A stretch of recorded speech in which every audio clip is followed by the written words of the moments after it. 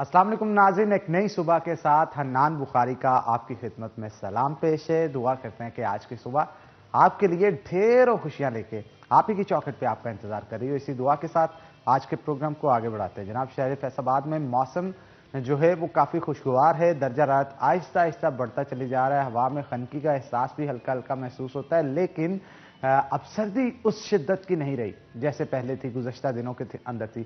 बहुत सारे लोगों का ये कहना है कि अभी जाते हुए सर्दी जो है वो अपना जोर दिखा के जाएगी, लेकिन जो सूरत हाल चल रही है और जिस तरह से सूरज अपनी शुआएं शहर फैसलाबाद पे छोड़ रहा है, महसूस यही होता है कि अब सिर्फ और सिर्फ गर्मी ही आएगी। लेकिन आने वाले मौसम जो है, आने वाले दिन जो है वो डिसाइड करेंगे कि सर्दी जाते जाते अपना रुख दिखाएगी एक बार या नहीं दिखाएगी। लेकिन हमें गर्ज है आज आइंदा आने वाले 24 घंटों से कि शहर फैसलाबाद का 24 घंटों के लिए मौसम कैसा रहेगा। देखते हैं टुडेज वेदर में।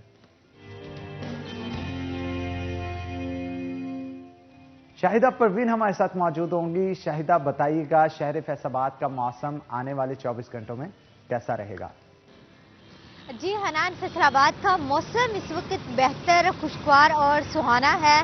सवेरे से धूप भी निकली हुई है, ठंडी हवा भी चल रही है। चरिंद और परिंद जो है वो भी मौसम को एंजॉय करते हुए दिखाई दे रहे हैं और यूँ महसूस हो रहा है कि अब सर्दी की छुट्टी हो गई है और मौसम बहार की आमद है, जिसे हर तरफ फूल खिलते हुए दिखाई दे रहे हैं और बड़ा ही खूबसूरत मंजर है। और तमाम परिंदे जो हैं वो भी चहचहाते हुए जो है वो मौसम को एंजॉय करते हुए दिखाई दे रहे हैं। दर्जा हरारत इस वक्त वो भी बढ़ना शुरू हो गया है। कम से कम दर्जा हरारत 11 डिग्री सेंटीग्रेड रिकॉर्ड किया गया, जबकि ज़्यादा से ज़्यादा 24 तक जाएगा। जबकि महकमा मौसमियात के मुताबिक हवा में इस वक्त नमी का तनासब 80% तक रिकॉर्ड किया गया। आइंदा 24 घंटों में के दौरान कहीं भी बारिश बरसने का कोई इम्कान जाहिर नहीं किया गया। अलबत्ता मौसम ऐसे ही मजीद खुशगवार और सुहाना होगा और बाहर के मौसम में जो है मौसम जो है वो बहुत ही खूबसूरत है। यकीनी तौर पर फैसलाबाद के शहरी जो है इस ठंडे मौसम को और बाहर के मौसम को एंजॉय करें। जी बहुत शुक्रिया शाहिदा परवीन, आप शहर फैसलाबाद के मौसम का अहवाल बता रही थी। आगे बढ़ते हैं जनाब। जैसा कि हम रोजाना की बुनियाद पे आपको कहते हैं कि आपके अंदर कोई भी टैलेंट मौजूद है तो उसकी जस्ट 30 सेकंड की वीडियो बना के हमें व्हाट्सएप करें उस नंबर पे जो कि आपकी स्क्रीन के ऊपर दिया जाता है। हम आपके टैलेंट को ऑन स्क्रीन दिखाएंगे। आपके अंदर सिंगिंग का टैलेंट है, एक्टिंग का टैलेंट है, पेंटिंग का टैलेंट है या कोई भी टैलेंट मौजूद है तो वो वीडियो बनाएं और अपने अंदर टैलेंट को छुपा के मत रखिए। अपने अंदर का एक्टर बाहर निकाले, अपने अंदर का सिंगर बाहर निकाले। हम स्क्रीन पे आपको दिखाएंगे और जनाब यही नहीं बल्कि इसके साथ साथ आपकी खुशियों के अंदर भी शामिल होंगे। जैसा कि हमने कहा था कि आपकी अगर बर्थडे हो तो बर्थडे सेलिब्रेशंस की वीडियो बना के आप हमें व्हाट्सएप कर सकते हैं। और इसी तरह हमें आज की जो बर्थडे सेलिब्रेशन की वीडियो आई, हमारे बहुत ही प्यारे रिपोर्टर हैं तैयब मकबूल, उनकी बेटी होरोलैन जो है उसकी आज सालगिरह है। तो पहले तो आपको बहुत बहुत सालगिरह मुबारक हो। उन्होंने एक वीडियो भी बना के हमें व्हाट्सएप की है, आइए आपको दिखाते हैं। होरोलैन, आपको बहुत बहुत हमारी पूरी टीम की तरफ से सालगिरह मुबारक हो और हम दुआ करते हैं कि अल्लाह ताला आपको सेहत तंदुरुस्ती दे, आपके माँ बाप का साया हमेशा आपके सर पे सलामत रखे और पढ़ लिख के एक अच्छी मुस्तकबिल की मालिक बने और अपने माँ बाप के लिए फख्र का मुकाम बने। तो आगे बढ़ते हैं जनाब। जैसा कि आपको पता है कि आजकल सोशल मीडिया पे अहमद मुश्तबा फाइटर हैं हमारे कोयटा के, पाकिस्तान के, जो कि काफी वायरल हो रहे हैं। वायरल क्यों हो रहे हैं कि इंडिया के साथ इनकी फाइट हुई थी, इंडिया के फाइटर के साथ, और सिर्फ 56 सेकंड के अंदर इन्होंने नॉकआउट कर दिया उस फाइटर को। और ये फाइट योम यकजहदी के दिन यानी 5 फरवरी को हुई थी। और उनका कहना है अहमद मुश्तबा का कि उन्होंने कश्मीर को नजरों में रखते हुए जो भारतीय फाइटर है उसके साथ फाइट की और 56 सेकंड में उनको नॉकआउट किया। यही नहीं बल्कि इसके साथ साथ जो अहमद मुश्तबा है उनको फॉरनर्स की तरफ से, अंग्रेजों की तरफ से जो है वो वुल्वरीन का नाम दिया गया। वुल्वरीन एक बड़ा जबरदस्त करैक्टर है जनाब, एक्समैन मूवी के अंदर देखा जाता है और मेरा भी फेवरेट करैक्टर है और बड़ी वहशत होती है उसके चेहरे पे। तो वुल्वरीन का नाम जो है अहमद मुश्तबा के साथ मुंसलिक किया गया। अहमद मुश्तबा के ऊपर जो फाइट थी उसके ऊपर फुटेज है हमारे पास, आइए आपको दिखाते हैं। जी जनाब, आपने देखा कि जीतते ही अहमद मुश्तबा जो है वो सजदे में जा गिरे और बताया कि सबसे बड़ी खुदा की जात है, इज्जतों से नवाजने वाली खुदा की जात है और जिसने उनको इज्जत से नवाजा उसका सजदा सबसे पहले किया। तो आगे बढ़ते हैं जनाब। रेस्क्यू ऑपरेशन के हवाले से बात कर लेते हैं क्योंकि गुज़श्ता दिनों में हमने आपको खबरें भी दी थी कि नेपाल से आने वाला ग्रुप जो है उन्होंने केटू को सर कर लिया और मुल्क भर से में जो है तकरीबन दुनिया भर से 16 टीमें तश्कील दी गई थी, जो कि इस दफा विंटर सीजन के अंदर K2 को सर करना था। कुछ ने किया, कुछ अभी कोशिश में थे। तो कल एक ऐसे पाकिस्तानी जवान तकरीबन जुमा से लापता है, जिनका नाम जो है वो मोहम्मद अली सदपारा है। इन्होंने K2 को सर करने के लिए सर्दियों में कोशिश की और बिना ऑक्सीजन के K2 को सर करने की कोशिश की। और यहाँ पे मैं आपको बताता चलूं कि मौसम इस वक्त K2 का जो है वो शदीद सर्द है, माइनस में दर्जा हरारत है और वहाँ पे हरिकेन्स आ रहे हैं। जो वहाँ पे सर करने की कोशिश कर रहे थे, उनका ये कहना था कि जब वेदर अपडेट आई तो ये महसूस किया गया कि अब मौसम साजगार नहीं है कि K2 को सर किया जाए। बहुत सारे लोग वापस आ गए, लेकिन मोहम्मद अली सदपारा जो है उन्होंने बिना ऑक्सीजन के K2 को सर करने की कोशिश की। उनका ये ख्याल था कि जब तक जो है वो मौसम साजगार होगा, जब तक मौसम खराब होगा, उससे पहले पहले K2 को सर करके वापस आ जाएंगे। लेकिन रास्ते में ही K2 जो है उसके ऊपर मौसम खराब हुआ और उनके पास जो चिप थी, जो ट्रैकर था, जहां से उनको ट्रेस किया जा रहा था, उस लोकेशन पे टीम उनको तलाश करने के लिए पहुंची। क्योंकि जुमा से लापता थे, जुमे के दिन से लापता थे, तो तकरीबन 3 दिन अब तक हो चुके हैं। और वहां पे जब पहुंच के देखा गया तो लास्ट टाइम उनके ट्रैकर का सिग्नल जिस जगह से मौसूल हुआ, वहां पे अली सदपारा मौजूद नहीं थे। सोशल मीडिया के ऊपर बहुत सारे लोगों की तरफ से दुआ की जा रही है। उसकी वजह यह है कि इनकी जानब से नांगा पर्वत, जिनको किलर माउंटेन भी कहा जाता है, बिना ऑक्सीजन के सर की गई। K2 को भी कई दफा कहा जा रहा था कि इनकी तरफ से सर किया गया था, लेकिन इस दफा अटेम्प्ट जो की गई थी वो सर्दियों में K2 को सर करने की अटेम्प्ट जो है वो की जा रही थी। लेकिन अब इनके जो बेटे हैं उनका ये कहना है कि अगर 3 दिन से वो लापता हैं तो उनके बचने की उम्मीद जो है वो काफी कम है। जो हमारे पाक फौज के जवान हैं उनकी जानब से भी रेस्क्यू ऑपरेशन किया गया, हेलीकॉप्टर्स के जरिए इनको तलाश किया गया, लेकिन अली सदपारा कहीं पे भी जो है वो नहीं मिल पाए। इसके बावजूद भी अभी भी सोशल मीडिया के ऊपर जहां तस्वीरें घूम रही हैं, साथ साथ कौम जो है इनकी सलामती की दुआ कर रहे हैं। क्योंकि ट्रैकर जो है पाकिस्तान के अंदर बहुत कम ऐसे हैं जिन्होंने इतनी माउंटेन्स को सर किया हो और इतना पैशन उनके अंदर मौजूद हो। हमारा असासा है कौम का और हम दुआ करते हैं कि अल्लाह ताला उनको सलामती के साथ वापस अपने घर में ले आए। तो आगे बढ़ते हैं जनाब। रॉन्ग ड्राइविंग जो है बहुत सारे लोग करते हैं और इस ड्राइविंग की वजह से बहुत सारे हादसा भी रोड्स के ऊपर पेश आते हैं। और हादसा जब पेश आते हैं तो अदम बर्दाश्त भी शहरियों को देखने को मिलता है। एक दूसरे के साथ लड़ते झगड़ते हैं कि गाड़ी में आके बाइक क्यों बज गई या बाइक में एक बाइक क्यों बज गई, और बहुत सारी सड़कों के ऊपर लड़ाइयां होती नजर आती हैं। उसके ऊपर एक छोटी सी डॉक्यूमेंट्री हमने बनाई है, आइए आपको देखा है कि ये एक पब्लिक मैसेज है जो कि आवाम की अवेयरनेस के लिए आपको दिया जा रहा है कि रोड के ऊपर चलते हुए एहतियात करें, ट्रैफिक कवानीन की पाबंदी करें, क्योंकि घर के अंदर बहुत सारे लोग हैं जो कि आपका इंतजार कर रहे हैं। और सही सलामत लौटिए, ना तो खुद हादसे का सबब बने और ना ही किसी दूसरे को बनाए। उसके लिए ट्रैफिक कवानीन की पाबंदी करें। आगे बढ़ते हैं जनाब। शहर फैसलाबाद में वासा का निजाम जो है वो धर्म भरम हो चुका है। वासा सर्विसेज प्रोवाइड करने में नाकाम रहा है। शहर के बहुत सारे हिस्से हैं जिनमें सीवरेजेस के मसाइल जन्म ले रहे हैं। लोगों के घरों के अंदर पानी जो है वो दाखिल हो रहा है और बदबू और ताफुन की वजह से मुख्तलिफ बीमारियां फैलने का भी खतरा है। कई दफा लोगों की जान से वासा को कॉल भी की गई और एप्लीकेशंस भी दी गई कि हमारे मोहल्लों में आके जो है वो सीवरेज सिस्टम का निज़ाम को बेहतर बनाया जाए। जो गटर उभर रहे हैं जिसकी वजह से बच्चे बीमार हो रहे हैं, वो मामला बेहतर हो सकें, लेकिन वासा के सर पे जू नहीं रही। अगर बात की जाए कलीमशीद कॉलोनी की, नूरपुर की, या इसके साथ साथ शहर के मुख्तलिफ इलाकों की, वहां पे अभी भी वासा की जानब से कार्रवाइयां नहीं की जा रही। पानी गलियों के अंदर खड़ा है और नमाजी नमाज पढ़ने से जो है वो खासतौर पे मस्जिद में जो नमाजी जाते हैं नमाज पढ़ने के लिए, उनको काफी मुश्किलात का सामना है।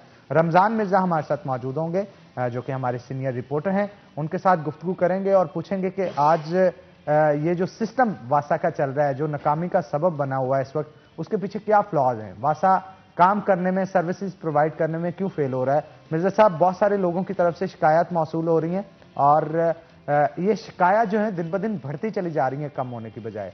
जैसे ही चेयरमैन को उठाया गया, बल्दियात को उठाया गया, पीक पकड़ता जा रहा है ये मसला जो है। और कभी कहीं पे तस्वीरें आवेजा की जाती है, कभी कहीं पे कुछ कहा जाता है, लेकिन वासा सर्विसेज प्रोवाइड करने में नाकाम है मुकम्मल तौर पे। बहुत शुक्रिया। बड़ा अहम मौजू है अगर फैसलाबाद शहर के हवाले से बात की जाए और ओवरऑल भी अगर हम इस वक्त पंजाब में देखें तो जहां पर पीने के साफ पानी की फराहमी एक मसला है, तो इस्तेमाल शुदा पानी वो सीवरेज का हो या इसके साथ साथ इंडस्ट्रियल वेस्ट हो, इसका डिस्पोज ऑफ करना, इसका तल्फ करना या इसे शहर से निकालना, ये भी एक बड़ी जिम्मेदारी है। और वासा फैसलाबाद जो कि कई सालों से, अब कई दिहाइयों से फैसलाबाद में अपनी जिम्मेदारी जो है वो अदा कर रहा है, वो बेहतर अंदाज में शहरियों को सर्विसेज फ्राहम करने में उस हद तक कामयाब नज़र नहीं आ रहा जिस हद तक होना चाहिए। जिस तरह आपने 2 इलाकों का जिक्र किया जिनमें नूरपुर का इलाका है, नड़वाला रोड की कई आबादियां हैं, कॉलोनीज हैं, वहां पर सीवरेज मसाइल हैं, तो ये सिर्फ 2 इलाकों की बात नहीं है। आप इस वक्त झंग रोड के इलाके देख लें, शिवपुरा रोड की पेरिफेरी में बनने वाली कॉलोनीज देख लें, सत्याना रोड की कई कॉलोनीज की बात कर लें या जड़ावाला रोड के ढुड्डी वाले के इलाकों की बात कर लें, मुतअद्दिद इलाकों में आपको वहां पर सीवरेज के मसाइल नजर आएंगे। जिस तरह गुजरते वक्त के साथ चीजों को अपग्रेड करने की जरूरत थी, ऑफिसर्स की इसके साथ साथ एजुकेशन और स्कूलिंग बड़ी जरूरी थी। हमारा जो वासा का सिस्टम था, उनकी जो मेन ट्रंक सीवर लाइंस हैं और जो टर्मिनल रिजर्वायर हैं पानी के, उनको अपडेट करने की जरूरत थी। तो वहां पर वासा जो है वो अपनी जिम्मेदारी अदा नहीं कर पाया और उसमें बेशतर वजूहात जो हैं वो हुकूमत के ऊपर डाल दी जाती हैं, लेकिन इसमें 2 तरफा मैं समझता हूं कि जिम्मेदारियां थीं। जहां पर हुकूमत की जानिब से फंड्स की फराहमी और नए मंसूबों की जो तकमील थी वो हुकूमत की जिम्मेदारी थी, तो इसके साथ साथ वासा के जो ऑफिसर्स हैं उनकी भी एक बुनियादी जिम्मेदारी है कि वो अपनी जिस चीज की उन्हें तनख्वाह दी जाती है वो जिम्मेदारियां बेहतर और आसान अंदाज में अदा करें। लेकिन बहुत सारे लोग जो हैं वो बेहतर अंदाज में काम कर रहे हैं, लेकिन वो ऑफिसर्स जिनके ये इलाके हैं, मैं समझता हूं कि शायद उनकी जानिब से या उनका मातहत अमला जो है वो दुरुस्त मालूमात उन तक नहीं पहुंचाता, जिस वजह से फैसलाबाद वासा को जो है वो बेहतर सर्विसेज फराहमी में जहां पर नाकामी का सामना करना पड़ रहा है, तो दूसरी जानिब सर्विसेज ना अदा करने की मद में उन्हें जो बिल्स अदा होने थे वो भी नहीं हो पा रहे, जिस वजह से मिर्जा साहब इन पे एक्शन कौन लेगा? अब एक आम शहरी है जिसका अब गली बंद है, वो चीख चीख के थक गया, जब उसकी कोई सुनता ही नहीं है तो वो चुप करके बैठ जाता है। अब इसके ऊपर एक्शन कौन लेगा? और जो सर्विसेज प्रोवाइड नहीं कर रहे ऑफिसर्स, उनके ऊपर एक्शन कौन लेगा? असल में अफसोस की बात यह है कि जब भी आला इंतजामिया बदलती है, उनमें एमडी हो या डायरेक्टर जनरल एफडीए हो, तो नीचे का तमाम अमला जो है वो बदल जाता है। देखा यह जाता है कि मेरे काम के लोग कौन हैं, लेकिन इस बार कुछ ऐसा हुआ है कि कोशिश काविश करने के बावजूद एमडी वासा जो हैं वो फैसलाबादियों को बेहतर सर्विसेज फ्राहम करने में कामयाब नहीं हो सके। आपने इंट्रो में ही जिक्र किया कि मुख्तलिफ जगहों पर अरकान असम्बली की जो तस्वीर थी वो गटरों के ऊपर आवेजा की गई। ये एक इंतहा थी कि और वो कुछ नहीं कर सकते थे, वो वासा के ऊपर आके अटैक तो नहीं कर सकते थे, किसी ऑफिसर का सर नहीं फोड़ सकते थे, तो ये उन्होंने जरूर किया कि वहां पर तस्वीर अवेजा की और इसके साथ साथ कई अरकान असम्बली के वो जो अलामती जनाजे भी पढ़ाए गए और ये भी सुना गया कि कुछ ऑफिसर्स, कुछ अरकान असम्बली का ये भी कहना था कि हम मौजूदा इंतजामिया को ला के हमने गलती की है, क्योंकि सर्विस डिलीवरी बुनियादी चीज है। ये कभी नहीं देखा जाता कि गुज़िश्ता हुकूमतों ने, गुज़िश्ता इंतजामिया ने, साबिक इंतजामिया ने क्या क्या किया है। ये देखा जाता है कि जो मौजूदा गवर्नमेंट है या मौजूदा इंतजामिया है वो आम शहरियों को किस तरह रिलीफ फ्राहम कर रही है। तो मौजूदा जो इंतजामिया है ये नजर ये आ रहा है, कोशिश बड़ी की जा रही है, लेकिन इसके बावजूद आम शहरी जो है उनको रिलीफ नहीं मिल रहा। उसकी बुनियादी वजह यह है कि एक तरफ हुकूमत की फंडिंग की कमी है, तो दूसरी जानिब जो यहां पर लैक ऑफ प्लानिंग। वालिदैन ने जो है वो कमर कस ली है बच्चों के लिए कि अब इनको स्कूल जो है वो भेजा जाएगा। तो आगे बढ़ते हैं जनाब, हमारे शहर फैसलाबाद की बात की जाए या ओवरऑल पाकिस्तान की बात की जाए, पाकिस्तान तहरीक इंसाफ के जितने भी कैंडिडेट्स हैं उनसे अवाम जो है वो नाला नजर आती है। उसकी वजह यह है कि बढ़ती हुई महंगाई ने जो है वो गरीब के गले में इस तरह से फंदा लपेट के आहिस्ता आहिस्ता गवर्नमेंट ने खींचना शुरू किया है कि इस महंगाई के दौर में उसका सांस लेना मुश्किल ही नहीं नामुमकिन होता चला जा रहा है। और बहुत सारे लोग हैं उनका ये कहना है ना तो रोजगार मिल रहा है और ऊपर से अशिया खुरोनोश महंगी होती चली जा रही हैं। महंगाई का जिन इस तरह से बोतल से बाहर आया कि इसे वापस बोतल में डालना अब गवर्नमेंट के लिए भी नामुमकिन होता चला जा रहा है। जहां पे एक वक्त था कि कहा जाता था कर्जे नहीं लिए जाएंगे, बिल जो है वो सस्ते कर दिए जाएंगे, आम आवाम को सहूलतें फराहम की जाएंगी, कोई भी वादा सच्चा होता हुआ नजर यहां पे नहीं आ रहा। बस गवर्नमेंट की तरफ से एक ही बात की जाती है, बिजनेस बेहतर हो रहा है, बिजनेस बेहतर हो रहा है, वो भी एलीट क्लास का, एक्सपोर्टर्स का। आम आवाम और एसएमई सेक्टर दोनों रो रहे हैं। इस मौजू पे गुफ्तगू करेंगे आज। हमारे साथ मौजूद होंगे मेजर अब्दुल रहमान राना, जो कि जड़ावाला से एक्स एमपी भी रह चुके हैं और पाकिस्तान तहरीक इंसाफ में। वेलकम करते हैं जनाब आपको शो के अंदर। क्या कहेंगे, मौजूदा सूरत हाल में अवाम जो है वो सुख का सांस लेती हुई नजर नहीं आ रही, ऊपर से अब बल्दियात के इलेक्शन की भी डेट अनाउंस कर रही है और मेरा ख्याल है अवाम गुस्सा निकालेगी अपना महंगाई का और दूसरी चीजों का वोट की ताकत से। आप क्या समझते हैं, आने वाले दौर में पाकिस्तान तहरीक इंसाफ को बल्दियात में मुश्किलात का सामना करना पड़ेगा? बिस्मिल्लाहिर्रहमानिर्रहीम। बहुत शुक्रिया सिटी 41 और ख़ास तौर पे जो आपने आज का मौजू चुना है महंगाई के मुतल्लिक, ये बहुत ही इम्पोर्टेंट है और ये टॉक ऑफ द डे है। अब इसके अंदर चीज़ ये देखनी पड़ेगी कि महंगाई जो है ये क्यों हुई है। किसी भी मुल्क में या किसी भी माशरे में तब्दीली एक दिन के अंदर नहीं आती या इतने थोड़े पीरियड में नहीं आ सकती। इसका बैकग्राउंड देखना पड़ेगा कि पिछले जो हमारे आ रहा है दौर, उसके अंदर क्या क्या चीज़ें हुई, क्यों ये हुई, वो चीज़ों को मद्देनज़र रखना पड़ेगा। अब देखें, जब जितने इतने कर्जे चढ़े हुए हैं, चाहे इस गवर्नमेंट ने लिए हैं चाहे पिछली गवर्नमेंट ने लिए हैं, उन कर्ज़ों को उतारने के लिए, उनका सूद वापस करने के लिए भी हमें काफ़ी रकम दरकार है और वो रकम जो कि पब्लिक के वेलफेयर के लिए इस्तेमाल होनी थी वो उस तरफ डाइवर्ट हो रही है। एक तो वजह ये है। दूसरी वजह ये है कि महंगाई, मेरी सोच के अंदर, मेरा ये ज़ाती एक सोच है, जब मैं बाज़ारों में देखता हूँ तो लोगों की परचेज पावर जो है वो कम हुई है, लेकिन इतनी कम नहीं। आप रश देखें, आप दुकानों पे सौदा की फ़रोख्त देखें तो आपको महसूस नहीं होगा कि इतनी ज़्यादा महंगाई है जितना उसका वावेला किया जा रहा है। यहाँ पे मैं आपसे एक बात माज़रत चाहूँगा, आपकी बात को कट कर रहा हूँ। आटा जो है वो हर एक की बुनियादी ज़रूरत है, चीनी हर एक की बुनियादी ज़रूरत है। उन्होंने खाना ही खाना है, चाहे उसे 300 गुना भी महंगा कर दिया जाए, रश उसी तरह से नजर आएगा, लेकिन मुश्किलात का सामना करना पड़ा है। रोजगार उतना नहीं है, वावेला तो तब झूठा मचाया जाएगा ना जो अपने पास से हम फिगर्स दें। फिगर्स जो गवर्नमेंट की तरफ से दिए जाते हैं महंगाई के, हम वही आवाम को दिखाते हैं। जी, मैं बात को मुकम्मल कर लूँ तो मेरा ख्याल है आपके सवाल का जवाब उसी में आ जाएगा। चीज़ ये है कि मैं एक जिम्मेदार भी हूँ। मैंने अपने खेतों के अंदर मूली, मटर और गोभी लगाई थी। जब मैं उसको मंडी में लेके जाता हूँ तो मुझसे 5 रुपए किलो का भी रेट नहीं मिलता था मूली का। नतीजा ये निकला कि मैंने उसको फसल को उसी खेत के अंदर दोबारा हल चला दिया और उसकी जगह पे बीजा। मैंने जो प्रोडक्ट दिया है, आगे क्या सिस्टम है कि मंडी के अंदर या जो मिडिल मैन है वो सबसे ज़्यादा कमाई कर रहा है, उसको कंट्रोल करने की ज़रूरत है। जिसकी वजह से अब आपने देखा होगा कि मौजूदा हुकूमत ने पहले मार्केट कमेटियों के अंदर चेयरमैन लगाए, बॉडीज़ बनाई, मार्केट कमेटियां बनाई, लेकिन उन्होंने काम नहीं किया तो उनको ख़त्म करके एक नया सिस्टम अब मुकाबले पे आ रहा है कि प्राइवेट जो एजेंसियां हैं वो भी अपनी मंडियां कायम करें ताकि कंपटीशन हो और जो मिडल मैन है उसका रोल कम से कम किया जा सके। तो ये जो अब चीज़ें हो रही हैं, उम्मीद है कि इंशाअल्लाह ताला इस पे ऊपर कंट्रोल हो जाएगा और होना चाहिए। मैं ये नहीं कहता कि महंगाई नहीं है, बिजली के बिल बढ़े हैं, गैस के बिल बढ़े हैं और आउट ऑफ प्रोपोर्शन बढ़े हैं, लेकिन मजबूरी ये है कि वसाइल जो हैं मुल्क के अंदर वो इतने नहीं हैं जितने खर्च हो रहा है।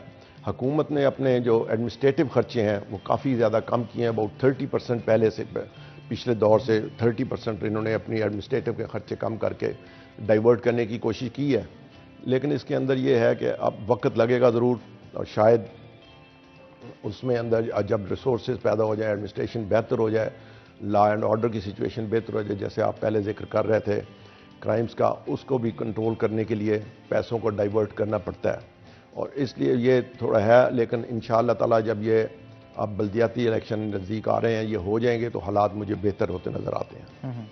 लेकिन बल्दियात में अवाम किसका साथ देगी, आपको क्या लगता है? पीटीआई जिस तरह पहले इन्होंने क्लीन स्वीप फैसलाबाद से किया था, बल्दियात के इलेक्शंस में सूरत हाल कुछ इससे मुनफरद नजर नहीं आ रही आपको? नहीं, मैं नहीं ये समझता, क्योंकि चीज़ ये है कि जो अब बल्दियात के अंदर अगर पीटीआई के जो हुकूमत है उसको हिस्सों में करके देखा जाए, जो मेगा पॉलिसीज़ हैं, मेगा प्रोजेक्ट्स हैं, वो अच्छे उनके नताइज निकल रहे हैं। मसलन फॉरेन पॉलिसी है या ओवरऑल जो फाइनेंशियल पोजीशन है मुल्क की वो बेहतर हो रही है, उसका एक सॉफ्ट इमेज जो है बाहर के मुल्कों में वो बेहतर हुआ है, उस चीज़ पे ज़्यादा ध्यान दे रहे हैं। अब गवर्नमेंट क्योंकि इस तरफ कंसंट्रेट कर रही है कि इंटरनल जो मामले हैं, जो माइक्रो लेवल के प्रोजेक्ट्स हैं या टेक्निकल लेवल के जो चीज़ें हैं उनको बेहतर किया जाए, तो इंशाअल्लाह ताला इस साल उस चीज़ों पे अमल दरामद हो के अब आप देख रहे होंगे कि पिछले 2 से 2.5 महीनों के अंदर, 3 महीनों के अंदर महंगाई की जो है वो वापसी सफ़र शुरू है और चीज़ें काफ़ी बेहतर हो रही हैं पहले से। वो एक आम आदमी की शायद सोच के मुताबिक या उसकी पसंद के मुताबिक ना हो रही हों, लेकिन उस तरफ को सफ़र शुरू हो चुका है। बिल्कुल आप ठीक कह रहे हैं, लेकिन इसके बावजूद भी बहुत सारी चीजें अभी भी आम आवाम की दस्तरस से दूर नजर आती हैं। जी बिल्कुल, आप तो सही इसके कह ऊपर रहे हैं। मजीद भी गुफ्तगू करेंगे, लेकिन एक छोटी सी ब्रेक के बाद, ब्रेक का वक्त हो गया है, तो नाज़रीन एक ब्रेक लेंगे, ब्रेक के बाद दोबारा हाजिर होते हैं। कहीं मत जाइएगा, हमारे साथ रहिएगा।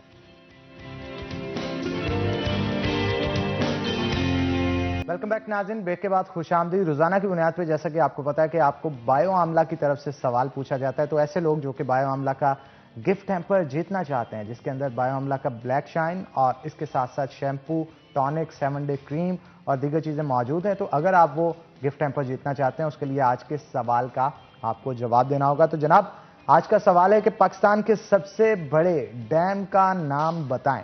मैं फिर से इस सवाल को रिपीट कर देता हूं कि पाकिस्तान के सबसे बड़े डैम का नाम क्या है, ये आपको बताना होगा। उसके लिए आप मोबाइल उठाएं, टेक्स्ट टाइप करें और उस नंबर पे आप व्हाट्सएप कर दें या टेक्स्ट कर दें जो कि आपकी स्क्रीन के ऊपर दिया जा रहा है। तो जनाब, ज्यादा से ज्यादा टेक्स्ट करने वाले जो शहरी होंगे उन्हें बायो आमला की तरफ से गिफ्ट हैम्पर फराहम किया जाएगा।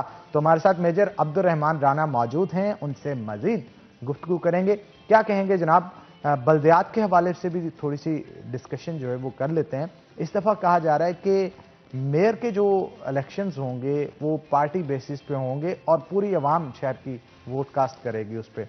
उसके ऊपर चेंजेस किसी ना किसी हद तक तो नजर आपको आएंगी। उसकी वजह यह है कि महंगाई ना तो इमरान खान साहब कम कर सके, दूसरी जानब अब उनकी पुरानी वीडियोस ऐसी सोशल मीडिया पे वायरल हो चुकी हैं जिसमें वो बिल भी जला रहे होते हैं और आज बिजली भी महंगी हो रही होती है। उनके दौरे इक़्तिदार के अंदर पहले की वीडियोस को अब की वीडियोस के साथ जब कंपेयर किया जाता है तो बहुत सारे लोग सोशल मीडिया पे उसका मजाक भी बनाते हैं। आप क्या कहेंगे इस हवाले से? जी, जहाँ तक बल्दियात के इलेक्शन का ताल्लुक है, जी आपने खुद कहा कि बल्दियात के इलेक्शन में जो मेयर के इलेक्शन हैं या चेयरमैन जो तहसील लेवल के हैं वो डायरेक्ट इलेक्शन होंगे और तमाम वोटर जो हैं वो वोट डाल सकेंगे। मेरा ख्याल है कि ये बहुत ही अच्छा सिस्टम है। इसके अंदर ख़रीदो फरोख्त, इसके अंदर जो है अकरबा परवरी या कुनबा परवरी या ज़ात बरादरी का अमल दखल बहुत कम हो जाएगा, क्योंकि पहले सिलेक्टेड लोगों से लिया जाते थे वोट। जो नाज़म थे या काउंसलर थे वो थोड़ी तादाद में होते थे, वहाँ पे ये ख़रीदो फरोख्त का सिलसिला जारी रहता था। क्योंकि वो नुमाइंदगी कर रहा है पूरी तहसील की या पूरे ज़िले की या पूरे मेट्रोपॉलिटन कॉरपोरेशन की, तो इसलिए मेरा ख्याल है कि हर आदमी को हक होना चाहिए कि वो अपनी पसंद के आदमी को वोट दे। तो इससे काफ़ी बुराइयां जो हैं वो ख़त्म हो सकेंगी जो बल्दियात के अंदर मौजूद थी। नंबर 1।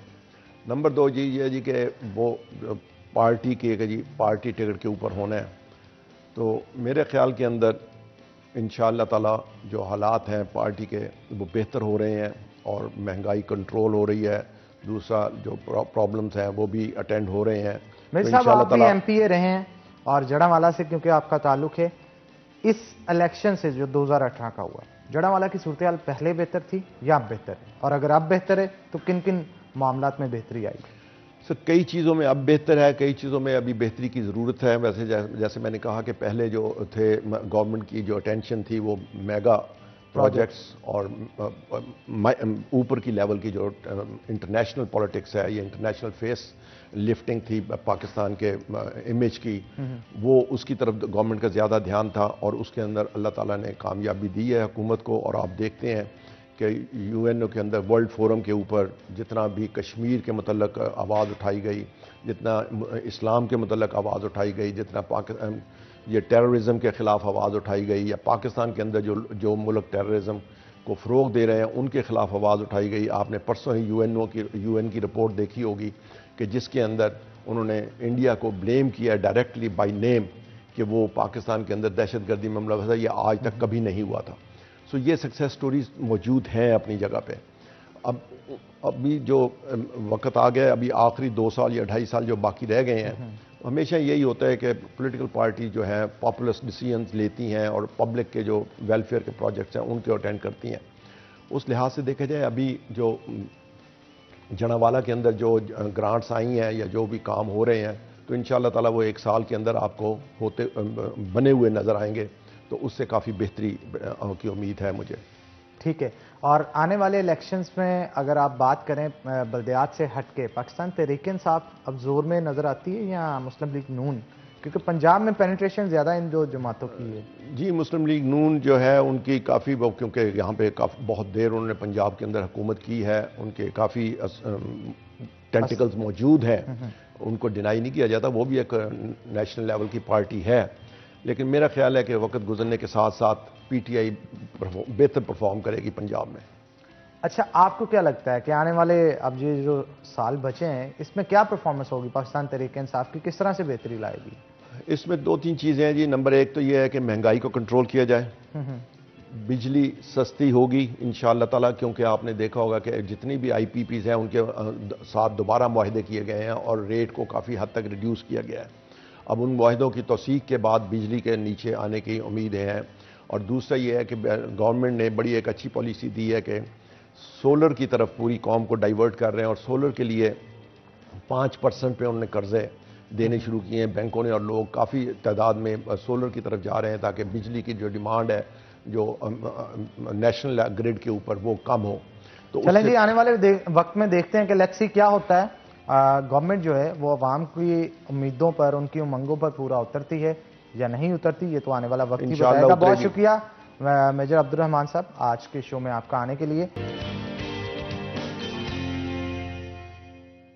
वेलकम बैक नाज़रीन, ब्रेक के बाद खुश आमदीद। अगर आप चाहते हैं कि आपकी पर्सनैलिटी बेहतरीन हो तो उसके लिए आपका हेयर स्टाइल और ड्रेसिंग ज़बरदस्त होना ज़रूरी है। मेरी ड्रेसिंग डैन स्टीवन बाय साबजीज की तरफ से की गई है और हेयर स्टाइल जो है वो प्राइम हेयर क्लब की तरफ से बनाया गया। अगर आप चाहते हैं कि आप भी ज़बरदस्ती फॉर्मल सेमी फॉर्मल जो है वो ड्रेसिंग परचेज करें और अपने आप को ज़बरदस्त दिखाएं, तो उसके लिए आपको सायरा मॉल फर्स्ट फ्लोर पे डैन स्टीवन की शॉप पे जाना होगा, जहां से जाके आप परचेजिंग करके अपनी खूबसूरती को चार चांद लगा सकते हैं। तो आगे बढ़ते हैं जनाब।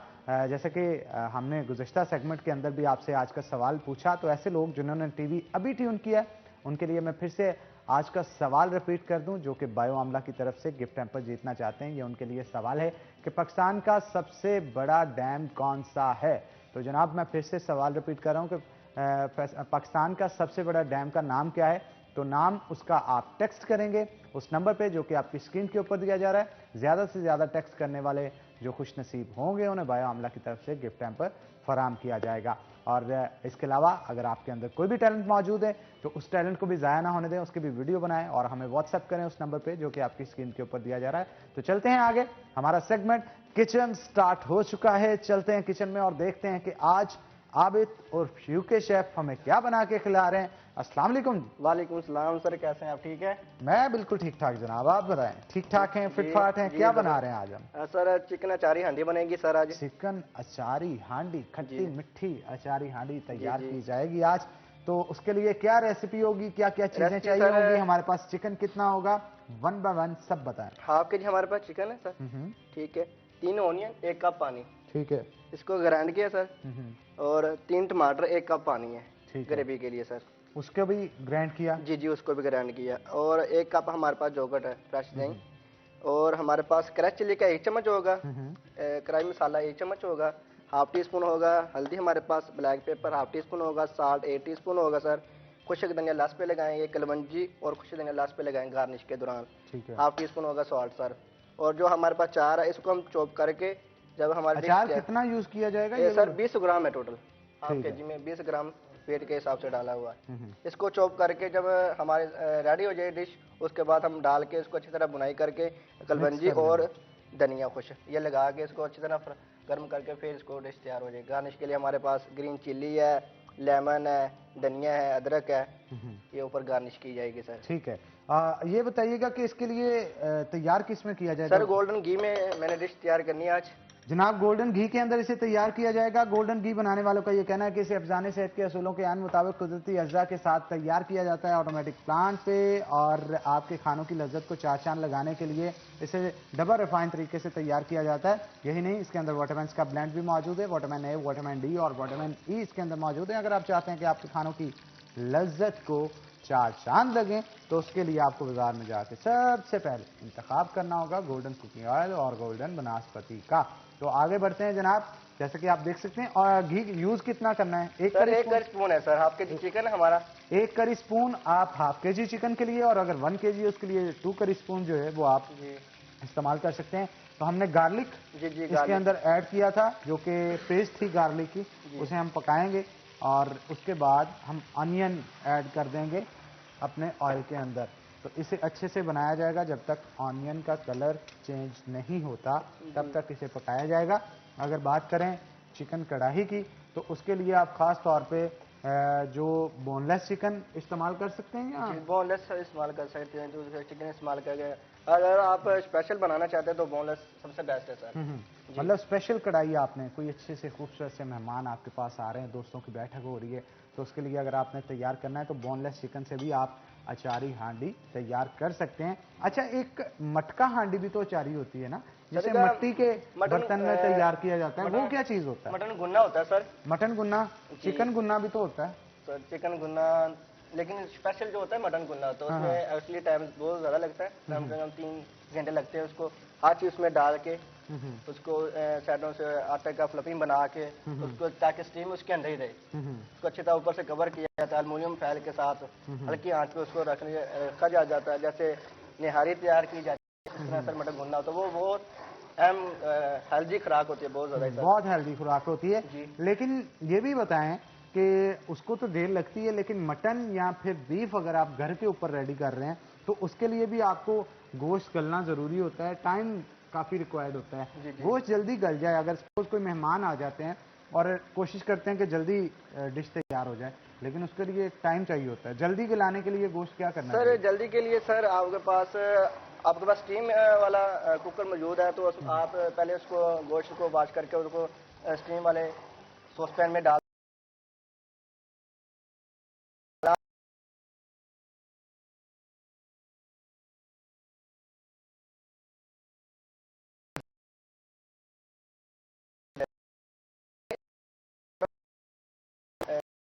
कुकर में लगा के उसको स्टीम उसके अंदर ही रहेगी। स्टीम जो है ना, उसको अपना रोमा जो अंदर ही रहेगा वो जल्दी बॉम हो जाएगा। अपना मसाला तैयार करते करते वो और आपका वो हो जाएगा। आप चिकन है या हमारे पास थाई का है, जो हमारे पास बीफ है, मटन, उसको टक लगा लें पूरे से।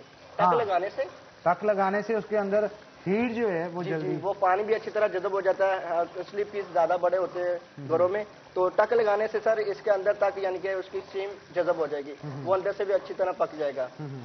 अच्छा, इसके अलावा अगर बात करें आज की डिश की, तो इसके अंदर टेम्परेचर क्या होना चाहिए? क्योंकि कहा जाता है कि कढ़ाई ना तो ज्यादा तेज टेम्परेचर पे बनाई जा सकती है, ना ज्यादा कम पे, तो इसके लिए आप क्या सजेस्ट करेंगे? कितना टेम्परेचर? हमारे पास जो हमारे सिलेंडर का टेम्परेचर उधर वो 150 तक होता है सर। हमारे पास 70 तक हमारा टेम्परेचर है, क्योंकि हमने हल्की लाइट पे हमने इसको पकाना है, हल्की लाइट पे ही हांडियां पकती है। ठीक है।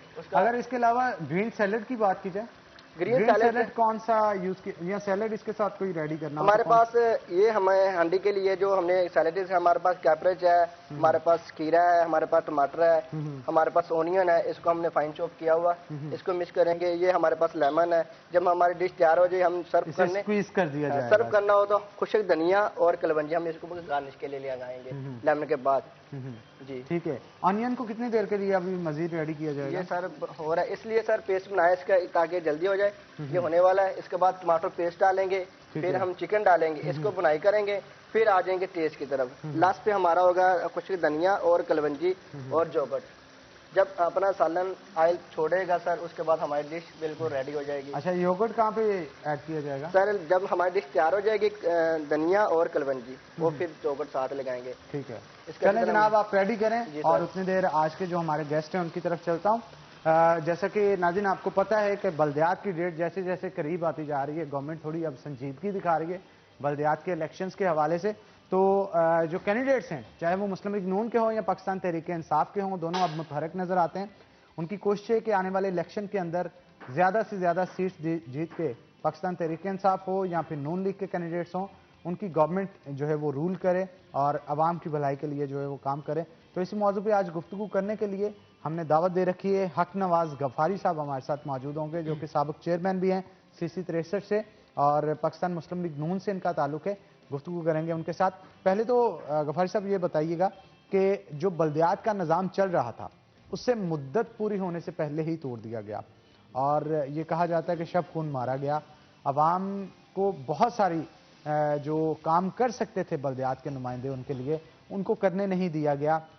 बल्दियात के टूटते ही सेंट्री वर्कर्स डिस्पर्स हो गए अपने इलाकों से, सफाई का निज़ाम दरम बरम हो गया, सीवरेज के मसाइल बहुत सारे जन्म लेने लगे और एक थाना कल्चर, जिसको एक शख्स मोहल्ले का जिसकी ना तो थाने तक अप्रोच है, ना कोई मसला मसाइल अगर होता है तो वहाँ पे उसका सुनने वाला नहीं होता, तब भी चेयरमैन उसके साथ जाके मसालती कमेटियाँ हों या दीगर चीज़ें हों, उसके अंदर पेनिट्रेशन उनकी होती थी और मामलात को हल करवाते थे। इन तमाम तर सहूलियत से महरूम है अब और पैच वर्क भी नहीं हो रहा, सड़कें तामीर नहीं हो रही। इसके ऊपर आप क्या कहेंगे? जी शुक्रिया बुखारी साहब, और स्पेशल अप्रिशिएट मैं करता हूँ 41 को कि जो आवाज़ 41 ने मीडिया के तवज्जो से उठाई है बल्दियात के लिए, वो किसी और चैनल ने आज तक वो काम नहीं किया। ख्वाह वो हमारे केसेस का मामलात हों, बल्दियात की ये जंग थी हमारी, जो हमारे ऊपर शब खून मारा गया, उसके लिए मैं 41 का स्पेशल शुक्रिया अदा करता हूँ। और आपने जो सवाल उठाया वो बड़ा ज़बरदस्त है। सबसे पहली बात ये है कि ये एक नर्सरी है, ये बेसिक नर्सरी है बल्दियात की, और इन्होंने इस स्ट्रक्चर को ही तबाह कर दिया। हम 5 साल के लिए इलेक्ट हुए थे, तो जब PTI की गवर्नमेंट आई, इन्होंने पंजाब के साथ जो पहली दुश्मनी की वो बल्दियात को ख़त्म करने का काम सर अंजाम दिया।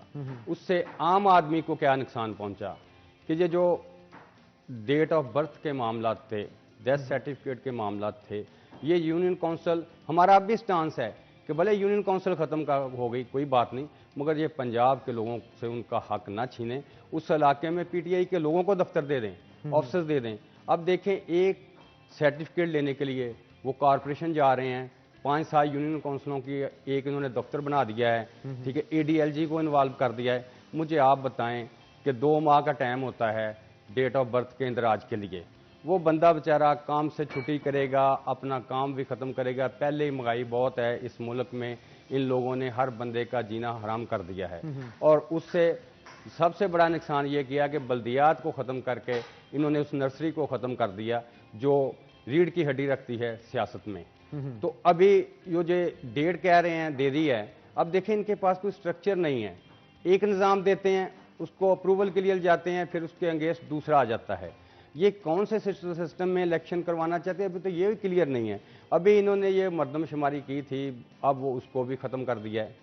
हल्का बंदियाँ कर रहे हैं, वो भी ख़त्म कर दिया है। ये मेरा नहीं ख्याल कि अपने इस टनोर में ये इलेक्शन करवाएंगे। रीज़न इज़ डैट कि इनको पता है कि अभी जो ज़िमनी इलेक्शन एक हो रहा है, डस्का में हो रहा है, उसका रिजल्ट आ जाएगा, वही पूरे पंजाब का रिजल्ट होगा। क्यों? जब कोई भी गवर्नमेंट, कोई भी वज़ीर आज़म इस मुल्क के लिए डिलीवर नहीं करता, ख्वाह उसका किसी पार्टी से कोई तल्लुक हो, अवाम का इससे लेना देना कुछ तो नहीं होता।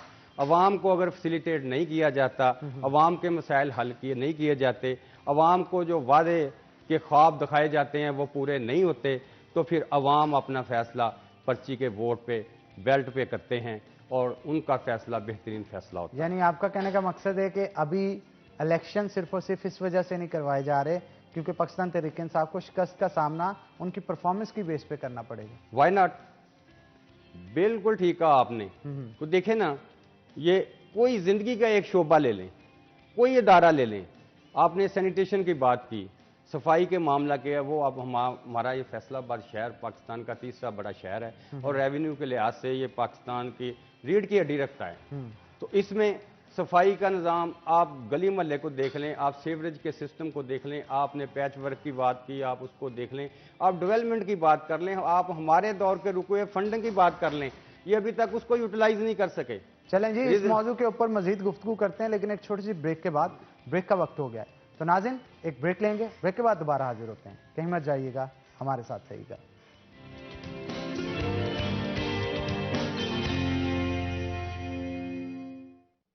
वेलकम बैक नाज़रीन, ब्रेक के बाद खुश आमदीद। हक नवाज गफारी हमारे साथ मौजूद हैं, साबिक चेयरमैन है, उनसे मजीद गुफ्तगू करेंगे। क्या कहेंगे आप, अवाम का गला महंगाई के जरिए दबाया जा रहा है, और इमरान खान साहब एक वक्त था कि कंटेनर पर चढ़ के बिल जला दिया करते थे, और आज वही बिजली के बिल जो है उनकी हुकूमत के अंदर बढ़ते हुए नजर आ रहे हैं। गुज़श्ता दिनों के अंदर भी ₹1.95 बिजली का रेट पर यूनिट बढ़ा दिया गया, जिसकी मद में 200 अरब रुपए का अजाफी बोझ आवाम के ऊपर पड़ा। क्या कहेंगे उस पर?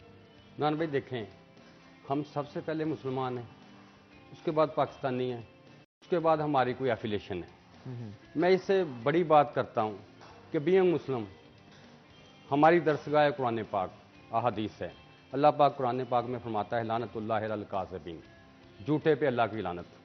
जैसे आपने कहा कि जब बिल जलाए गए, उस वक़्त का इनका स्टांस देखें, वो कंटेनर वाला इमरान खान और है और हुकूमत में बैठा हुआ इमरान खान और है।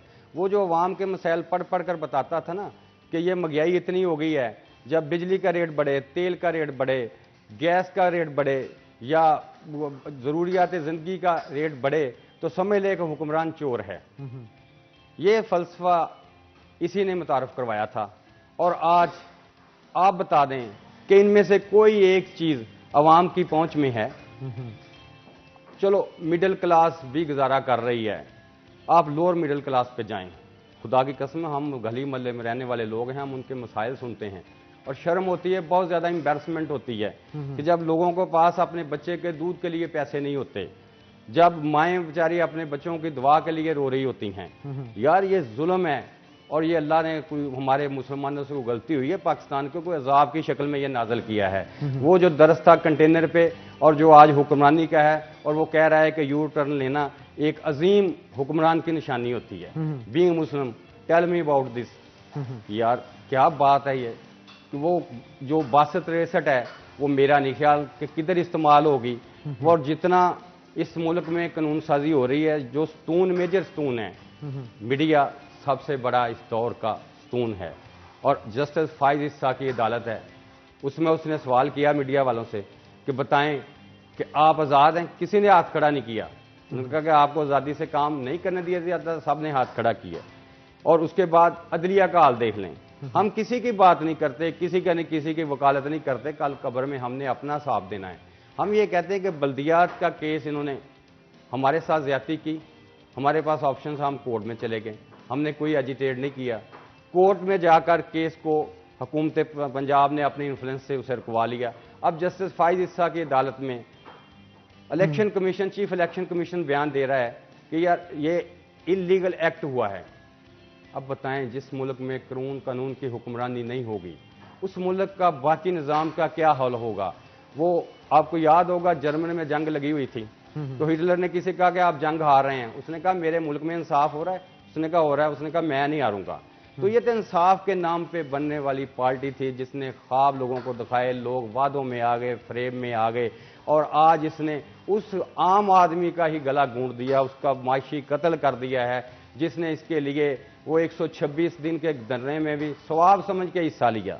अब मुझे बताएं कि यही कह रहा था कि जब मुल्क में महंगाई हो हुक्मरान चोर है, अब ये कह रहा है कि मुल्क में ये हालात हो गए, कोरोना आ गया। कोरोना पूरी दुनिया का मसला है, और भी सारे मामला हैं जो इसके हाथ में हैं।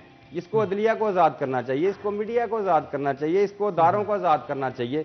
आप मुझे बताएं, जो पिछले दौर में एक बड़ा सवाल उठाते थे कि जो MPA जो हैं, इस बल्दियात के अदारे हैं, FDA है, ये SWMC है, या ये अपना है वो वासा है, इसमें MPAs 1000 बैठे हुए हैं, और हम जब आएंगे तो बल्दियाती निज़ाम को मजबूत करेंगे। ये मजबूत हुआ है, वही MPAs इधर बैठे हुए हैं। कौन सी तब्दीली आई है बल्कि मुल्क यकीन जाने कि मेरे ख्याल में 50 साल पीछे चला गया है और ये अवाम भुगत रही है। आप क्या समझते हैं कि मसाइल का हल अब किस तरह से हो पाएगा, और क्या पाकिस्तान तहरीक-ए-इंसाफ का जो वक्त रह गया है उसमें डिलीवर कर पाएगी ये? अब तो ये इलेक्शन में जा रहे हैं, 2.5-3 साल का अरसा हो गया है, तो जो इन्होंने करना था कर लिया था, मगर अब भी इनको होश के नाखन लेने चाहिए। डेमोक्रेसी डायलॉग का नाम है और डायलॉग में ही जंगों के फैसले भी टेबल टॉक पे होते हैं। इनको ये जो है ना बैठ के सुल्तान राय वाले वो डायलॉग नहीं मारने चाहिए, इनको टेबल टॉक करनी चाहिए। इनको नहीं पता तो वो हमारी पार्टी के लोगों से ले रहा है, किसी और जमात के लोगों से ले रहे हैं। मैच्योर लोग हैं, मुल्क के साथ मुखलिस हैं, उन्होंने मुल्क को तरक्की के रास्ते पर चढ़ाया है, उन्होंने मुल्क को एटमी ताकत बनाया है, कोई एटम बम लाया है, किसी ने एटमी धमाके किए हैं, किसी ने और टेक्नोलॉजी में किरदार अदा किया है, उनसे रहनुमाई ले लें। ये असल इनकी प्रॉब्लम ये है कि ये किसी से मशवरा करना नहीं चाहते और खुद इनमें अहलियत नहीं है। इस वजह से ये तजर्बा हो रहा है हमारे मुल्क में। अब तो इनको लाने वाले भी सोच में पड़े हुए हैं कि ये क्या कर रहा है। सुबह इसका और बयान होता है, अभी पेट्रोल का कीमत बढ़ रही थी और ये कह रहा था कि मुल्क में महंगाई कम हो रही है। मुझे बताएं, दुनिया के किसी मुल्क में जब भी पेट्रोल की कीमत बढ़ती है हर चीज पे उसका असर पड़ता है। तो ये तो एबिलिटी है इसकी। और ये वज़ीर आला पंजाब, उसको भी आप फैसलाबाद के अवाम नहीं, पंजाब के अवाम अच्छे तरीके से जानते हैं कि उसने कौन सा ऐसा काम किया है। चलो काफली की दौर किसी दौर में था, 1122 आई, उन्होंने ये टेल तक जिम्मेदार को फायदा पहुंचाने के लिए पक्के खाल वगैरह बनाए। ये मुस्लिम लीग का हमारा दौर था, मोटरवेज बन रही थी, इधर में मेट्रो बन रही थी, उसके लिए भी इसके एतराज़ात कर रहे थे। उस एतराज़ात की फिर इन्होंने वो हमारी लैपटॉप स्कीम पे भी इतराज़ किया। अगर आज लैपटॉप स्कीम चल रही होती तो मुझे बताएं कोरोना में जो बच्चे क्लास ले रहे हैं घर का, उन गरीब लोगों का कितना फायदा था। ये होती है मैनेजमेंट, ये होता है विजन। इनको पास सियासी अनफॉर्चुनेटली अवेयरनेस थी ही नहीं। इन्होंने तो सिर्फ इमारत एक कैम की थी, ख्वाबों पे कोई लाने वाले थे, किसी को किधर से बुलाकर इनको मैनेज करके दे दिया, भी ठीक है भी कर लें, चलें कोई बात नहीं, हो गया। अल्लाह जिसको चाहे इज्जत दे, इनको हुकूमत मिल गई। मगर हुकूमत में आकर इसको इस मुल्क के उस अवाम का सोचना चाहिए कि जिन लोगों ने इनको वोट डाले हैं, अब तो वो भी शर्मिंदा हैं। आप देख लें, फेसबुक हम खोलते थे, हमारी एक पोस्ट लगती थी, नीचे चोर चोर की लाइन लगी होती थी। अब अवाम को भी पता चल गया है कि असल चोर कौन है। बिल्कुल ठीक कह रहे हैं आप। अच्छा, इस हवाले से भी बताइएगा, बल्दियात खत्म होने की वजह से अवाम को किन मुश्किलात का सामना करना पड़ रहा है? सर, असल प्रॉब्लम में अवाम है उसकी। देखें, हर घर में पैदाइश भी होनी है और अल्लाह ना करे फौतगी भी होनी है और शादी भी होनी है। ये 3 मेजर इश्यूज हैं बल्दियात के जो सबसे ज़्यादा इन लोगों ने ख्वार किया है उनको। हमारे पास मिसालती काउंसिल थी, हम ये कहते हैं कि हमको छोड़ें, अपने किसी पीटीआई के वर्ग को उस मोहल्ले में दें। वो निज़ाम कितना अच्छा था कि उस इलाके के लोगों को फैसले, वो थाने की आपने की, वो मिसालती काउंसिल में लोगों दोनों पार्टियों को बुलाकर बड़े अच्छे तरीके से खुश असलूबी से उनके मामला हल हो रहे थे। और ये अब डेथ सर्टिफिकेट के लिए एक घर में फौतगी हुई है, हम ज़ाहिर को महीना सवा महीना तो बैठते हैं ना उसके लिए, 2 माह का टाइम होता है, 2 माह के बाद वो लेट अंदराज में चला जाता है। तो वो आगे ये डेटें देते रहते हैं, कभी कारपोरेशन में कोई ऑफिसर नहीं मिलता, कभी एडीजे के दफ्तर में मिलता, कभी यूनियन काउंसिल जिधर गई है उधर 4-5 सेक्रेटरी, और किसी को नहीं पता उसने क्या काम करना है। रोज उसका ट्रांसफर वगैरह हो रही है। तो अवाम ख्वार हो रहे हैं लोगों का। वो लेट अंदराज जब लेट हो जाता है तो उसके लिए उनको कोर्ट में जाना पड़ता है। वो कोर्ट में लहदा 2-4-6 माह की रहसल होती है। यानी ये एक बुनियादी मसला है। डेवलपमेंट को भी छोड़ लें, बाकी मामला को भी छोड़ लें, ये हर क्या घर की ज़रूरत है। एक्चुअली देखें, पाकिस्तान के 3 सूबों में इन्होंने बल्दियात की मुद्दत पूरी करवाई। तो ये पाकिस्तान का अनोखा कानून है कि एक सूबे को मुद्दत पूरी करने नहीं दी गई, टारगेट किया गया। वजह यह है कि अनफॉर्चुनेटली इस सूबे में इन्होंने जितनी भी कोशिश की, जो भी हरबे इस्तेमाल किए, इसके बावजूद on the record Pakistan Muslim League जीत गई, ज़्यादा सीटें थी। और मिसाके जमहूरियत में ये भी शामिल था, उसमें एक शिक ये भी थी जो पार्टी की आपस में हुई थी अगेंस्ट मुशर्रफ के, कि जिस गवर्नमेंट के, जिस पार्टी का जिस सूबे में अक्सरियत होगी उसको हुकूमत बनाने का हक दिया जाएगा। और पंजाब में जिस तरीके से हुकूमत बनाई गई वो पंजाब के सारे अवाम जानते हैं। पंजाब एक बाशऊर सूबा है, यहाँ के लोग पढ़े लिखे हैं, मेहनती हैं, ईमानदार हैं, और उन्हें पता चल गया है कि उनके वोट के साथ क्या हुआ। बिल्कुल आप ठीक कह रहे हैं, इसके ऊपर मजीद भी गुफ्तगू करेंगे, लेकिन एक छोटी सी ब्रेक के बाद, ब्रेक का वक्त हो गया है, तो नाज़रीन एक ब्रेक लेंगे, ब्रेक के बाद दोबारा हाजिर होते हैं। कहीं मत जाइएगा, हमारे साथ रहिएगा।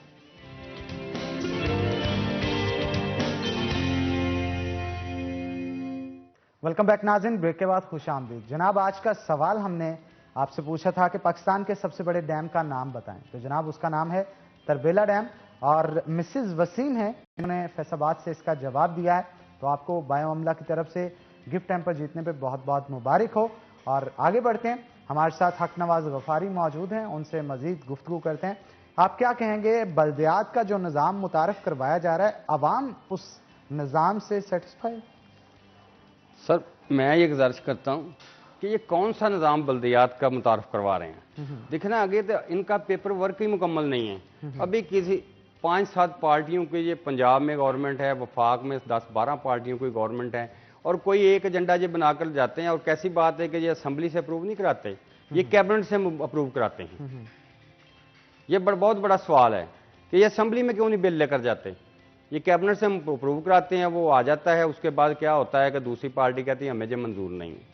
अभी जो इन्होंने सारे पैसे इलेक्शन कमीशन के लाए, मरदमशुमारी, हल्का बंदियाँ, ये वो, अब ये कहते हैं ये ठीक नहीं हुई क्योंकि इनके लोगों को पसंद नहीं है। अच्छा, मैं कहता हूं कि ये अपने हिसाब से जितनी चाहें हल्का बंदियां कर लें। इंशाल्लाह जब भी इनकी गवर्नमेंट में इलेक्शन हुआ, अभी तो ये करवाएंगे नहीं, जब होगा आपको खुद पता चल जाएगा कि पाकिस्तान के एक्चुअल अवाम जीतेंगे। लोग इनको नारे को भी ठकरा देंगे, इनके विजन को भी ठकरा देंगे, और आइंदा से भी यकीन जाने, अल्लाह पाक की कसम, अब लोगों से मिलते हैं ना, वो ये कहते हैं कि यार हम किस पे एतबार करें। लोगों के 2-2 चेहरे होते हैं, इस हुक्मरान के तो कोई 20 चेहरे थे, किसी एक मौक़िफ़ पे भी कायम नहीं रहा। 50 लाख घर, 1 करोड़ नौकरी, और आप मुझे बताएं, आपका हर महकमे में तल्ले कैद जाते हैं। 41 बहुत फाल है माशाल्लाह फैसलाबाद में। जब ये महंगाई बढ़ाते हैं, पिछली सारी गवर्नमेंट जब से पाकिस्तान बना है, जब महंगाई होती है तो सरकारी मुलाजमन की तनख्वाह में भी इजाफा होता है, प्राइवेट सेक्टर में भी उनको फैसिलिटेट किया जाता है कि चलो ये महंगाई का तनासब हो गया, इधर से इनको फैसिलिटेट कर लें। तनख्वाह ये नहीं बढ़ा रहे, ऊपर से ये कट लगा रहे हैं उनके फंड्स वगैरह में। यार ये कौन सा आवाम के साथ उनके फैसिलिटेट कर रहे हैं, उनको कोई भी किसी भी उनके पास मरम रख रहे हैं किसी चीज़ पे भी। इन्होंने तो सिर्फ एक ही सोचा हुआ है, कोई शोभा लगा लें ज़िंदगी को। आप कोई एक बता दें। मैं तो जब भी इनके दोस्त बैठे, मैं कहा यार छोड़ें बात, यार हमारी पार्टी को जो आप कह रहे हैं हमें मनवा ना आमीन है, आप बता दें। अब पिछले दौर में चल जाए, नवाज शरीफ के दौर में तरक्की भी हो रही थी, हमारा ग्रोथ रेट भी देख लें क्या था, इन्वेस्टर रेट भी देख लें क्या था, हमारा एक्सपोर्ट रेट भी देख लें क्या था, जीडीपी पे भी आ जाए क्या था, और आज वो कर लें मुआवजना। इनके दौर में तो यार कोई चोर ही नहीं है, ये ईमानदारों की गवर्नमेंट आई है, ये हर चीज़ को देख कर करते हैं। भैंसे वगैरह हर शय इन्होंने सेल करके वो बजट बहुत ज़्यादा इंक्रीज कर लिया था पीएम ने उसका, और अब इन्होंने वो अंडों से, मुर्गियों से अंडे भी निकालने शुरू कर दिए, बच्चे भी निकले हैं सब। अब तो मुल्क में बहुत खुशहाली हो जानी चाहिए थे, फिर महंगाई क्यों हो जा रही है। और आप स्टेट बैंक की रिपोर्ट देखें कि 1250 अरब रुपया पर डे के हिसाब से ये अफरात ज़र फरा रहे हैं। बताएं मुझे, वो मुल्क कैसे तरक्की कर सकता है। आने वाले दौर में सूरत हाल आपको बेहतर होती नजर आती है, क्योंकि अब कहा जा रहा है कि पाकिस्तान तहरीक इंसाफ ट्रैक पे चढ़ना शुरू हो गई है। जी, आप क्या महसूस करते हैं? चलो मैं आपसे सवाल कर लेता हूं यार, आप भी तो पाकिस्तान की अवाम है ना, आप लोगों में जाते हैं। हमने तो अवाम की अक्कासी करनी होती है और अवाम तो रोती हुई नजर आती है। तो जब अवाम रो रही है तो मुल्क कैसे तरक्की कर सकता है, मुल्क में कैसे बेहतरी आ सकती है? जब अवाम का चूल्हा ही नहीं चलेगा, अवाम को मेडिसिन ही बहुत ज़्यादा कीमत पे मिलेगी। और अब जो सरकारी हॉस्पिटल में जो इन्होंने हाल कर दिया, वो मेडिसिन जो सरकार फ्री देते थे वो भी अवाम को जाकर टीका तक तो बाहर से लाना पड़ता है, तो वो सरकारी अस्पताल किस चीज़ कराया? अच्छा, ये भी कहा जाता था कि बल्दियात को जब खत्म किया गया तो सेंट्री वर्कर्स की ड्यूटियां वहां पे जो नॉन इलेक्टेड पर्संस थे यूसीस के अंदर पाकिस्तान तहरीक इंसाफ के, उनके जिम्मे सौंप दी गई थी। और दूसरी एक चीज ये भी बताइएगा कि ये जो यूनियन काउंसिल को 5-5 यूनियन काउंसिल को इकट्ठा करके दफ्तर को शिफ्ट किया गया, उससे शहरियों को क्या प्रॉब्लम फेस करनी पड़ी? सर मैंने तो पूरे प्रोग्राम में इसी बात पे जोर दिया है कि जो जिन्होंने अपने डेथ सर्टिफिकेट बनाने होते हैं, बर्थ सर्टिफिकेट बनाने होते हैं, मैरिज के लिए इंदराज करवाना होता है, असल प्रॉब्लम तो उनको ऑफिस का नहीं पता चलता। यही तो मैं पैगाम दे रहा हूं आपके 41 के तवज्जुह से कि खुदारा पंजाब गवर्नमेंट को चाहिए कि रहम करें उस हमारे हल्के में जैसे सैनिटरी वर्कर इन्होंने हमारे कॉम्पिटिटर लोगों को दिए हैं ना, कोई बात नहीं, मगर मैं उनसे भी गुजारिश करता हूं कि यार इनकी हाजिरी लगाकर इनसे काम ले लिया करें, नजर नहीं आते। और दूसरी बात ये कि ये ऑफिस भी हमारे वो अपने जो यूनियन काउंसिल है पंजाब की जो यूनियन उसमें दे दें यार ऑफिस, कोई बात नहीं है, मगर अवाम को तो रिलीफ दें। असल ये अवाम को तंग कर रहे हैं और पता नहीं क्या ये बहुत गवर्नमेंट आई है जो इस वजह से तंग कर रही है कि उन्होंने हमें वोट डाले, तो या इन्हें ये यकीन नहीं है कि अवाम ने वोट नहीं डाले, वोट कहीं और से आए। एक ही वो चीज हो सकती है ना, अगर ये अवाम की ताकत से आए होते तो यकीनन ये अवाम का ये हाल न करते। लेकिन कहा जाता है कि इमरान खान करप्ट नहीं है, बाकी सब ठीक है, बंदा ईमानदार है, मशीर सारे पैसे इकट्ठे करने के लिए रखे हैं, और इसको भी छोड़ दें। बीइंग मुस्लिम, जैसे मैंने पहले बात की ना कि देखें इन लोगों की वजह से ये मर्जियत बहुत ज्यादा फैल रही है। हम तो अवाम की भलाई के ऊपर बात करेंगे ना सर, अवाम को क्या फायदा पहुंचा सर, अवाम के भले के लिए क्या काम कर रही है गवर्नमेंट? मुझे तो एक भी काम नहीं नजर आ रहा। ये कहा जा रहा है एक्सपोर्ट में जो इनका कहना है कि बढ़ोतरी आ रही है। हाँ, वो इसकी रीजन पास का ना फैक्ट होते हैं, उनको बंदा डिनाई नहीं कर सकता। इंटरनेशनल एनवायरनमेंट ये है कि हमारे हिंदुस्तान में कोरोना की वजह से कोई फॉरेनर नहीं कर रहा फाइनेंसिंग, फैक्ट है। मैं समझता हूं इस काम को भी। बांग्लादेश की एक्सपोर्ट हमसे आगे थी यार, उनका सिंपल बात है कि उनका बिजली का रेट आप निकाल लें, उनको बहुत ज्यादा बच्चे तो थे, उनके ज्यादा हमारे से ज्यादा एक्सपोर्ट थी। वो जब ये स्लम्प आया तो उसमें जो दोनों मुल्क तबाह हो गए। अल्लाह पाक की खुशकिस्मती है, हमारी खुशकिस्मती है, अल्लाह पाक का करम है कि पाकिस्तान में वो नतैज नहीं हमने भुगते कोरोना की वजह। इनका कोई कमाल नहीं है, ये अल्लाह पाक की रहमत है।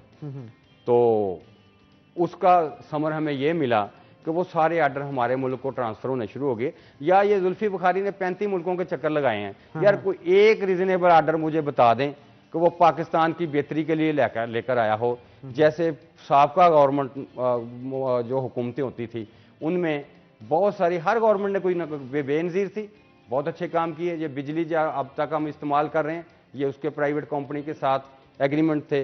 मियां नवाज शरीफ साहब का आप देख लें, ये भले जो मर्जी कहें, इंटरनेशनल लेवल के पाकिस्तान का जो वकार, जो नाम मियां नवाज शरीफ की वजह से बुलंद था, आज सऊदी अरब जैसा हमारा दरीना दोस्त जो हर मौके पे हर मुश्किल में हमारा साथ देता था, उसके साथ हम कहाँ खड़े हैं?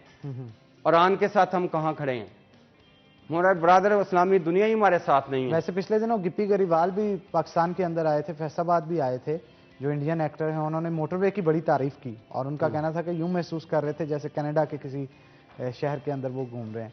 तो ये एक अच्छा प्रोजेक्ट है नवाज शरीफ साहब। वाई नॉट, ये खुद ही कहता था ना, ये होता है विजन।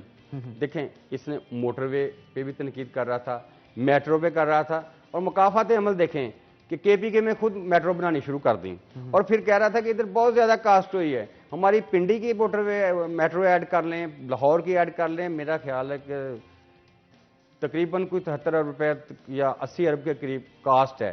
ये इनकी 120 अरब से एक्सटेंड कर चुकी है, और अभी पता कुछ के दरवाजे लेफ्ट राइट के उल्टे लगे हुए हैं, उसमें आग लग जाती है। यार ये पाकिस्तान मतलब मैनेज नहीं हो रहा है इनसे, पाकिस्तान पे अजाब है। अल्लाह पाक हमें इस अजाब से बचाए। हमें ये नहीं जरूरी कि नवाज शरीफ ही गवर्नमेंट में आए। हम कहते हैं कि अवाम के शहरियों, पाकिस्तान की अवाम के लिए जो बंदा बेहतर है, जो कर सकता है, अल्लाह उसको भेज दे। आज तो लोग हाथ उठा उठा कर बददुआएं दे रहे हैं इस आदमी को, जिसके नारों में आकर सुनकर।